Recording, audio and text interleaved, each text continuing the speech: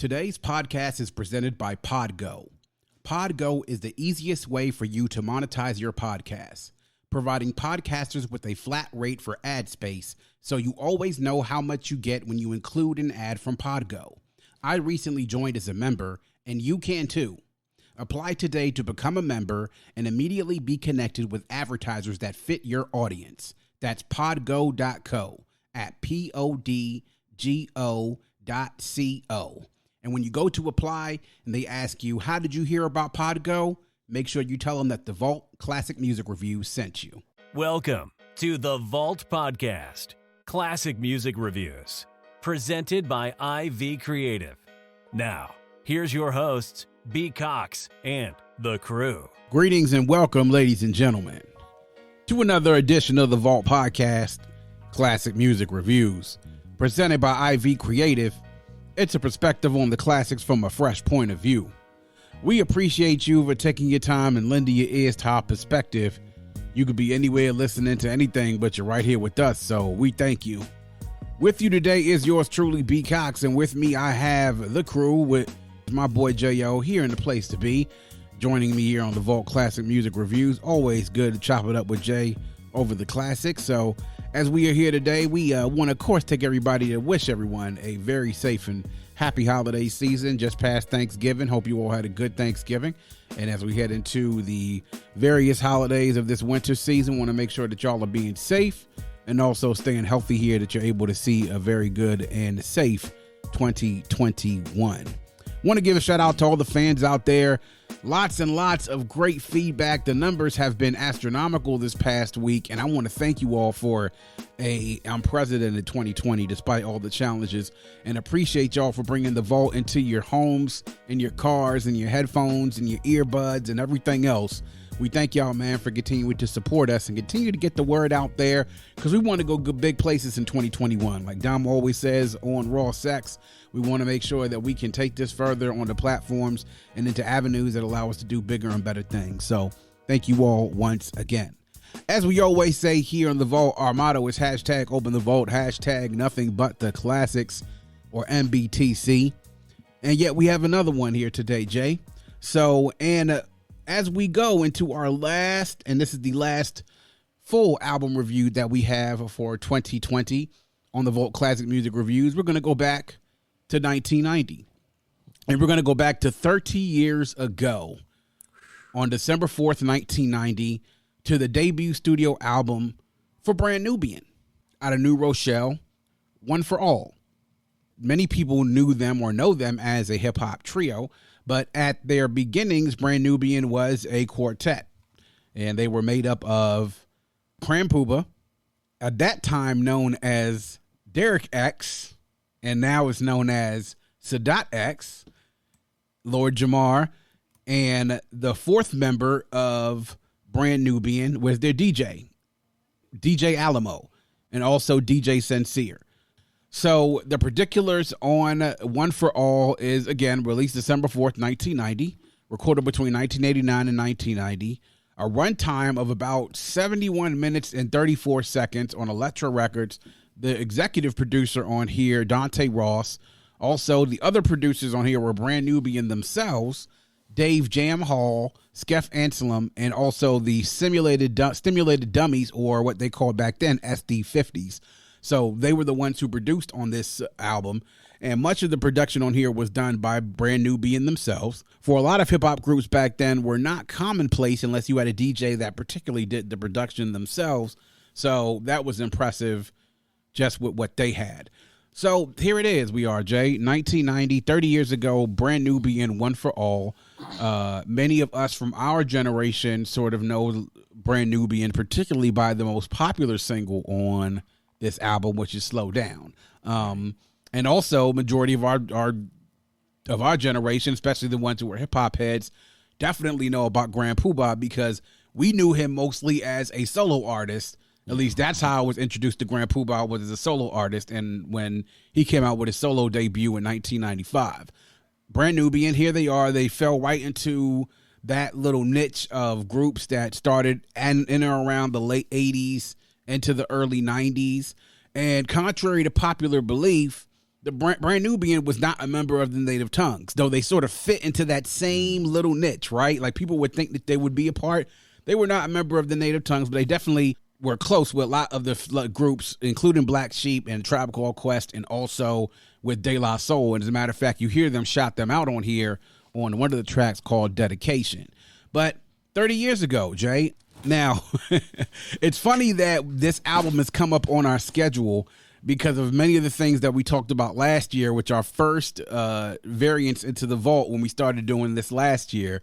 And I just came across something on my Facebook memories where you said that you would actually pay for there to be a video recording. This is when we were all recording. Right. In person, that you would pay to have a video recording actually done when we reviewed this album this time this year because you couldn't wait to hear what I had to say, in particular because of how I felt of a particular person in Brand Nubian who was then known as Derek X and is now known as Sadat X. And you know what? I'm going to start this off by saying one thing about that. I actually owe good brother Sadat a bit of an apology.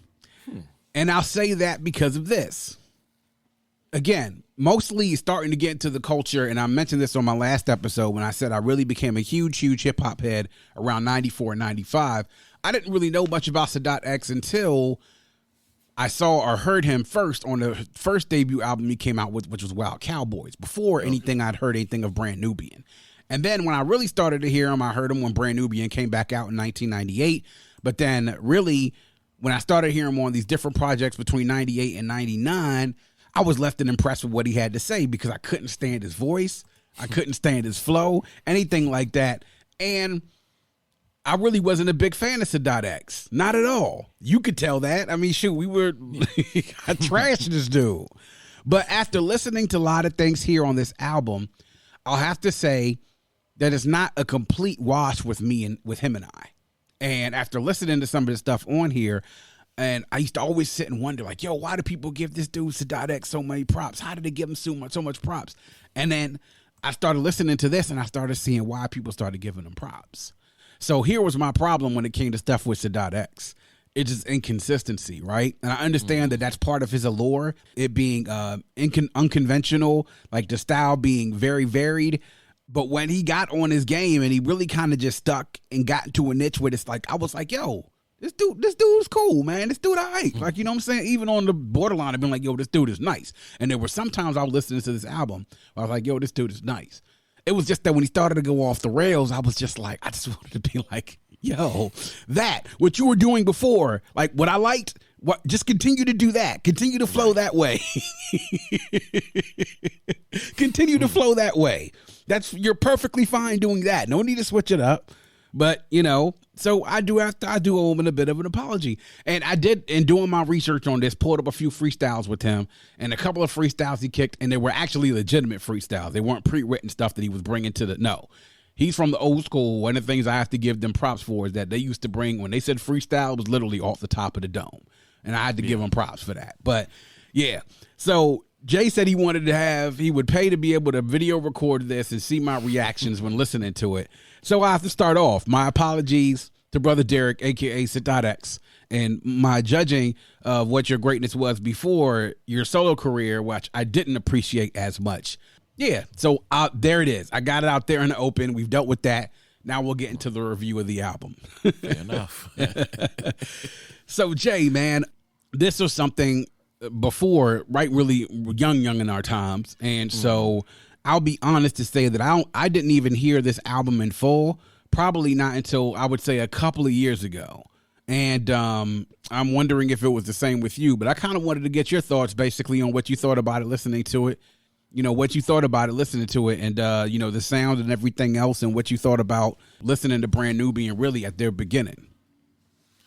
Yeah, so, like, 1990, I was, like, so little kid. I think I was, like, 9 years old. This wasn't going to be on something I'm, like, on my list to go rushing by the store or whatever, like, whether it's, like, Sam Goody or The Wiz or I think it's, like, back during the Waxy Maxi days. Waxy Maxis. So, like, Kent Mill, like, all those, but, like... Yeah. Yeah, so I heard the joint Slow Down back in the day, but it was nothing like that really motivated me to go out and get the album. But then, I listened to it like recently, and I won't say I had to mentally prepare myself. I had to just keep in mind, like, this debuted in 1990, so it was probably recorded like late 80s, late 88, 89, up to 90. So I had to be mindful of the production. So, like, it just like to really take myself back to that time frame with the joints I did remember. But, like, I was really feeling the messages in there. I mean, even as like a little kid, like, you know what I'm saying? Because, like, I was privileged, like, you know what I'm saying, have a mother, like, to really, like, put me on, like, Black history and, like, Black pride and things like that. So, I mean, I was really feeling, like, the stuff they were saying, at least as far as, like, my young mind could, like, really comprehend from the things I did hear. But then, like, listening to it now, I mean, especially with everything that's going on, like, not even just, like, everything crazy with 2020, but just in recent years, things which have always been going on, but have been more televised due to, like, social media, camera phones, all that stuff. Like, it's definitely still a need for that message now, which is kind of like brilliant and sad at the same time. Like, we still dealing with the same nonsense like 30 years later. Yeah. But, you know what I mean? Like, so, yeah, I mean, all around, like, I mean, solid project, but yeah, it's just what came to mind, like, especially like hearing like all the lyrics. And then I also want to say the whole thing, like, because, like, specifically with Lord Jamar, I mean, because most people know him now, like, from Vlad TV interviews and, like, his podcast and everything like that. I mean, he was on the front lines as far as, like, being an MC back then too. So he was to really go back and hear him in his prime, you know what I'm saying? I was like, okay, like I said, I was young, really couldn't appreciate it back then, but, like, now, I mean, like, you know what I'm saying? I was like, yeah, I can rock with this. Yeah. And the thing people don't understand is, like, these they were young, man, back then. Like, Lord Jamar, I think at that point was, I think, maybe 21 or 22 years old. Like, same thing with Sadat X, same thing with Grand Poobah. They were maybe a couple of years, like a year here, though, either in front or behind each other. They were young. Listening to this, the one thing that I didn't know about Brand Nubian until probably when I was in high school is that they were all members of the 5% Nation, or the Nation of the Gods and Earths, as they say. And you could definitely tell that by listening to the lyrics here. Like, it's referenced frequently throughout here. There's not really so many different groups that are out there where you see that everybody in the group is a member of the Nations of the Gods and Earths. Like, I mean, you got members of Wu-Tang who are members of it, of course. Like, I know famously, like Raekwon, a couple other rappers that are sort of out there. You've heard it referenced with some members of X-Clan and things like that. And it's sort of like the same, like Brand Nubian, sort of like contemporaries with X-Clan and also with Public Enemy, who was sort of like, if I had to put them in another grouping other than like the Native Tongues, I had to put them right there with like X-Clan and Public Enemy due to the messaging. And it's a lot of the same messaging that you hear in One for All. One thing, I'll just to sort of go into the content of the album. Messaging, of course, you hear is in there. You hear a lot of good things about when it comes to Black empowerment. In particular, on one song on Concerto in X Minor, you hear Sadat X talking about the murder of Yusef Hawkins, which is something a lot of people know about. There's a lot of talk, of course, when it talks about things that are going on in the community, about, the drugs and everything else, and of course government conspiracies and things like that, of course things when it comes to disenfranchisement of Black people. So you got to give props to all of them like that. But then also it's sort of mixed in with some regular themes. I mean, one of the big things you talk about, like, well, I like to call Grand Poobah, is that he's the master of hitting skins. Because, like, yo, how many times did he mention like this? And also in other different records you've heard from Grand Poobah that he's always talking about getting skins. You know what I'm saying? So, right. And that's one sort of the appeal that you get with Grand Poobah. He'll get you some knowledge, but it's also, like, I've read in a couple of different retrospective listening as far as with the 30th anniversary for this album, is that it's very understated, almost like, conversational, very smooth. Like when we were doing the main ingredient with CL Smooth and Pete Rock last year, I sort of compared his style almost similar to the way like the CL Smooth's style was, like very conversational, understated, but very cool, calm, and collected and everything. Almost sort of like he was having a conversation with you. You sort of pair that up with Lord Jamar's energy and also his ability to be able to go from fast beats to slow beats and be able to flow. Then you bring in, of course, Sadat X, who gives you a very unique perspective. And as I said, when I listened to this, I was actually pleasantly surprised by a lot of the things that I heard, because I was just always sort of thinking that everything that I had heard from them had always been very kind of offbeat, unorthodox flow that, to me, I really couldn't get with.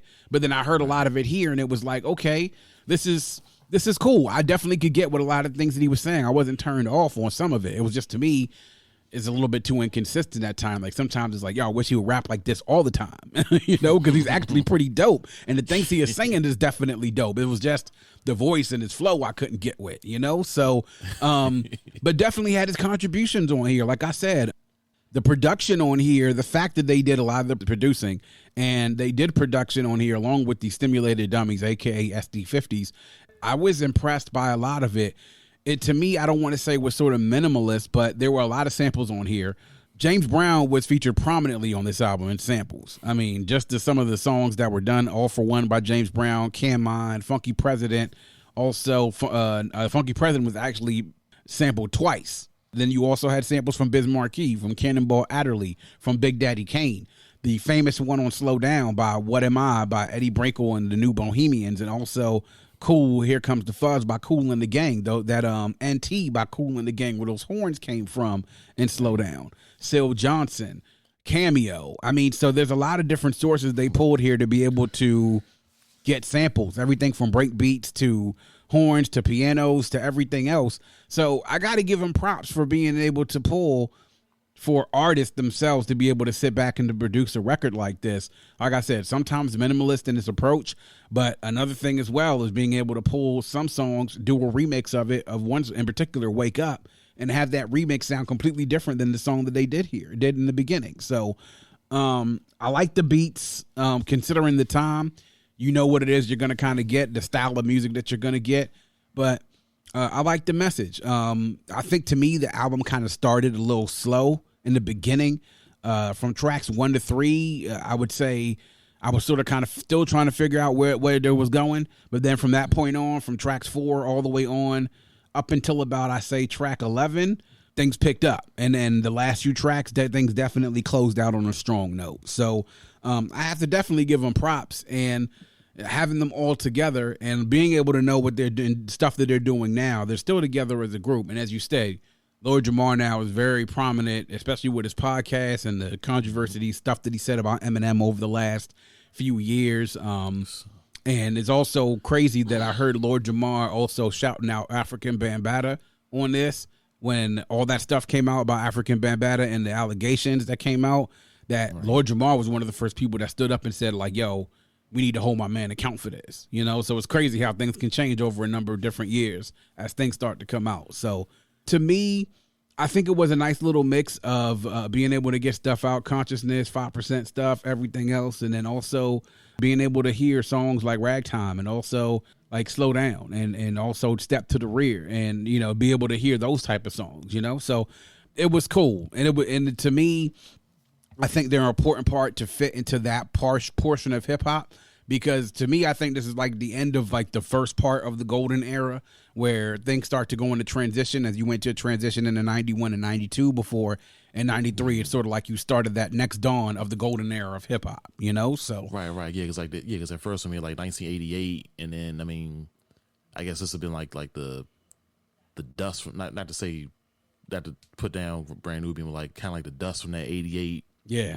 You know, that time frame, because, like, you know, it was like a lot of prominent artists and like hip hop had really come up around that time, like, you know, like with a number of artists. And then plus on top of it being from like New Rochelle, I don't think anybody was really expecting anything to come out outside the 5 boroughs, with the exception of like Long Island at that time. So like you really didn't hear about like Mount Vernon or Yonkers or something like that. So you know what I'm saying? That just like took everybody by surprise. Because I didn't know anything about New Rochelle either, being be honest with you. So yeah, definitely. Yeah, and Grand Poobah had been in the industry before he actually came together with Brand Nubian. He was actually already out there and had put an album out with another group. As a matter of fact, Grand Poobah, he used to go by the name Grand Poobah Maxwell. He was with a group called Master of Ceremonies, and they came out with the album called Dynamic in 1988. But, you know, they weren't successful commercially, so then he became the lead MC of Brand Nubian. And he sort of carved out a very nice career for himself. And as I mentioned, in 1995, when I sort of knew Poobah was one, because he came out with his not his debut album, but his second album, 2000, which came out in 1995. He had a few singles out, And the one that I remember in particular was the one is Grand Poobah, I Like It. You know what I'm saying? Yeah. Yeah. So, You say in New York City. I remember that joint. yeah. Yes, sir, man. So, yeah, but there we are when it comes to One for All, what we thought about it. So now we're going to get into highlights and any lowlights that you may have. So, Jay, what were your highlights when listening to the album? Kind of glad you got that out there at the beginning, as far as like, with Brother Derek X, because I was feeling Concerto in X minor. Yeah. You know Yeah. what I'm saying? And basically to touch on that, like, how you were speaking earlier about like, his flow changed from what it was like here, and then it's like what it was like mid late 90s, or I guess onward. Like, it definitely seemed more, it just like more fast paced. I guess you could say more tolerable as far as his voice. So Yeah. but yeah, I mean, along with that, like the lyrics, I mean, everything he was talking about in that song, and then Drop the Bomb, I really was feeling, because like we're gonna drop the bomb on cavemen, drop the bomb on racism, and pretty much things that are holding black people back, which I'm always for that message. Absolutely. Try to do me just for the fact I like how they flipped that New Jack Swing type sound. Okay. I really wasn't expecting that. So Ragtime, and also I would say along with that Wake Up. Yeah, I would say those are my highlights. Let me see. Low lights. I don't want to say it's a low light, but I wouldn't put it on the same level as the rest. I'm like, Who Can Get Busy Like This Man? Yeah. I believe it was. Yeah. Yeah, I mean, I could have done without that one. Yeah. Hey, I feel you. Yeah. I know exactly what you mean. I wasn't feeling that too much. Nah. But trying to think anything else.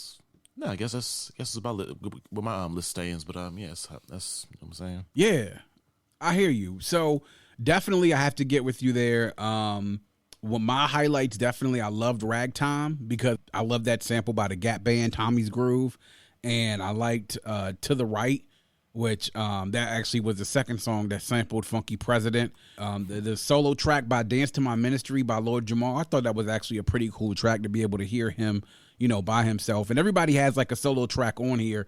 I got to get with you to like to Drop the Bomb, man. Love that track and the message on the track as well. As I mentioned about Step to the Rear, Slow Down. But to me, the track that I like the most, though, is the back half of the album, is Wake Up, reprising The Sunshine, which is where they took the sample from Everybody Loves the Sunshine by Roy Ayers, and then also the Another Day by Ray Goodman and Brown. So to me, and it's different from the Wake Up that appears on track number 8 which was done by Stimulated Dummies. Hearing that same track on that different beat, though, to me also kind of puts the track almost in a different light. It's almost like you hear the lyrics differently when you hear it on this beat. And just like, I mean, who doesn't love that Everybody Loves the Sunshine sample? Like, how many times has that sample been flipped in hip-hop or in R&B and it not been fire? You know what I'm saying? Right, exactly. And you just didn't get tired of it. Yeah, and you didn't get tired of hearing that sample. The dedication I thought was real cool, because that talked about a lot of the contemporaries who they gave props to. So I got to give a lot of props to them doing that. As far as lowlights are concerned, I'm not really feeling, like I said, Who Can Get Busy Like This Man. I don't know whether it was the, like the Jafaican sort of like the fake reggae like hook they were trying to do. It was like, yo, y'all close enough to like the city, right? Y'all could have got somebody to come on here, like an actual like aspiring reggae artist, even if y'all didn't want to go and get somebody that might have cost some coins. Y'all could have got somebody that could have did that for you, Like I was actually thinking the term Jafaican. I didn't know. I was like, is he gonna say it? Jafaican. Yes. Jafaican, absolutely. It was like, yo, come on, like, yo. They could have just like took a train ride down to Brooklyn or something like that. They could have went to Flatbush or to Brownsville or something and went and gotten them a real Jamaican, somebody who was an aspiring reggae artist to do this for them. That would have made it, gave it some authenticity. So I wasn't really feeling that too much. Another underrated track on here to me was one that you mentioned, was Concerto in X minor, as you said. And then that Feels So Good, which was also, now this is crazy. Like, how many hip hop tracks do you hear that sample Billy Joel?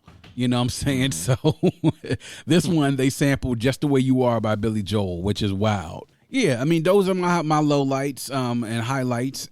Now, to talk about some of the accolades that this had, I did not know before we started researching this album for The Vault that this was one of the few albums that initially got a 5 mic rating from the source.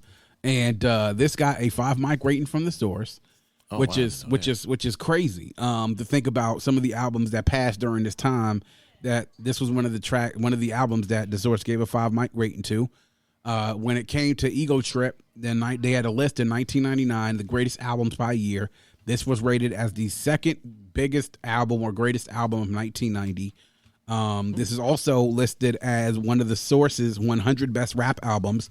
When they did that anniversary issue in 1998, where they had the 100 best rap albums and also the best singles and the best rap artists, Slow Down was featured on the Source issue as well as one of the 100 best hip hop singles of all time. I gotta say, for the younger viewers out, this is back when the source actually meant something. Yeah, absolutely. This is before. I'm just gonna say this is before Benzino started giving himself the hip hop quotables. So right, exactly. Taking out like 8-page ads for his albums, which still did nothing. But right, I digress. Yeah, no, you're right. And this is when they got that 5 mic rating. This is when the source was still a very heavily respected publication, and they weren't giving out 5 mic ratings to just anybody. And then not only that, you go to that 98 publication. This is when they had credibility. It was the last little bit of it left, but this is when they still had credibility left. So to be able to be recognized by the source as one of the 100 best rap albums, and then Slow Down as one of the best hip hop singles of all time is pretty big, because as a matter of fact, the fact that Robert Christgau, who is the Village Voice critic, who has done everything from Paul McCartney to the Meters to LL Cool J to hip hop, who was a very, very tough critic, particularly on hip hop, gave this an A- rating, which surprised me in reading the rating that he gave for it and reading the review. Because when I've looked at a lot of the classic albums we've done on here, he's either giving them a failing grade or a bomb. Wow. So if you are impressing Robert Christgau, then you've done something. You definitely have. That sounds like a very harsh critic. It does. And another thing that to point out here as well, if you noted this, and I don't know if you noted this is Jay as well, but when I listened to it and then also read Jesse Drucker's anniversary retrospective on Albumism, they do very good work, and Jesse does great work on Albumism doing these anniversary retrospectives, is that the second half of the album purposely was mostly just a lot of solo joints by Grand Puba. It featured him prominently, like all the way from track number 9 down to track almost 16, except for Slow Down, were almost him exclusively, other than the fact that Grand Puba and Positive K, which was the Grand Puba Positive and LG. So they stated in that article that that's one of the reasons, because Brand Nubian did split up after this album as a quartet, and Lord Jamar and Sadat X became pretty much a duo for Brand Nubian and released 2 different albums underneath that banner, while Grand Puba went off and became a solo artist. Is the fact that he pretty much featured prominently in those last few tracks, him by himself without them on there, was a big point of contention, which you could imagine when you have a group like that. And that's the reason why groups, so many of them really can't stay together, because sometimes there's some things they can't work out, and there's always some sort of point of contention. And we've seen it. It's happened with almost every major group that we've seen. They've broken up or stopped recording with each other for some particular time. The only group I think that it didn't really necessarily happen with was De La.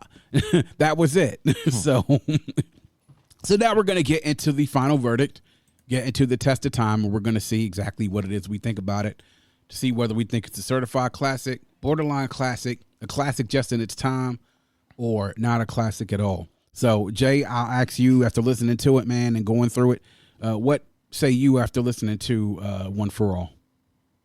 I'm going to have to say, probably say classic for its time. Mm-hmm. Yeah. Yeah, because, like, I mean, the messages rocked and everything like that, but I think, like, you know, the fact is, I mean, even with, like, the messages that were prominently in the album, I still feel like what takes away from it, like, being a classic, because, like, you know, it still sounds kind of dated, you know what I mean? Like, yeah. So that's what really factored into my rating for it. But other than that, I mean, yeah, dope album, dope release. Don't get me wrong. Yeah, definitely. I'll have to agree with you there. It's a classic for its time.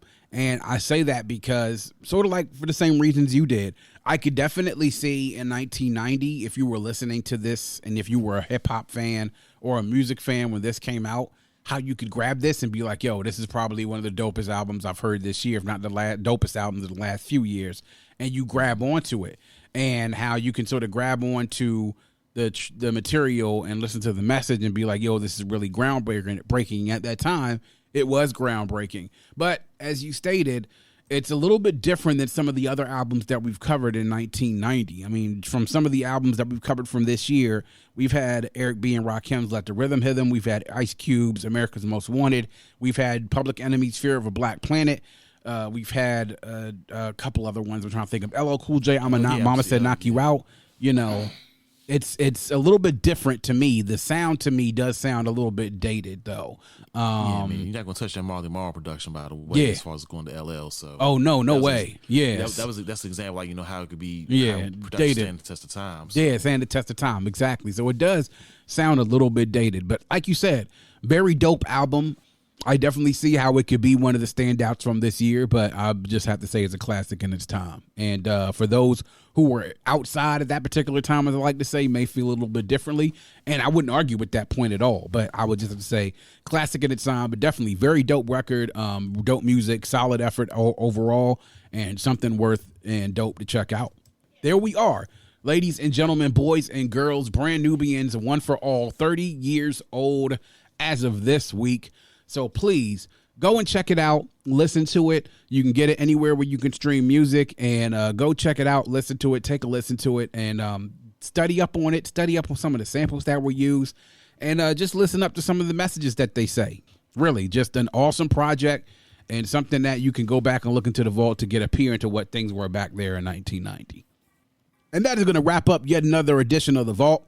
Please make sure you check us out on our host on Red Circle. You can also download, stream, and subscribe to the Vault Classic Music Reviews on any one of our streaming sources. If you go to any of our social media channels, you can pick us up by going to the link tree in our bio. You can get to us on Instagram on @VaultCMR Podcast, on Twitter @Vault Classic, and on Facebook and YouTube, you can search us the Vault Classic Music Reviews Podcast, and make sure that you go like the Facebook page, subscribe to the YouTube channel, check us out, interact with us on social media. We love listening to you all and also hearing back and all the feedback that you give us. We do it here all for you. We appreciate the support, and if you have a friend, tell a friend, and make sure that that friend tells a friend. Always remember to keep your headphones on and your music loud, but not too loud. And as we close, we like to remind everyone to dream big, because dreams are the basis for creation. Always create, motivate, and elevate, because you were never destined or created to stay stationary in this life. And on that note, we say peace. Thank you for listening and coming into The Vault. Please subscribe and follow us on Facebook at IV Creative and Instagram at IVECRE8.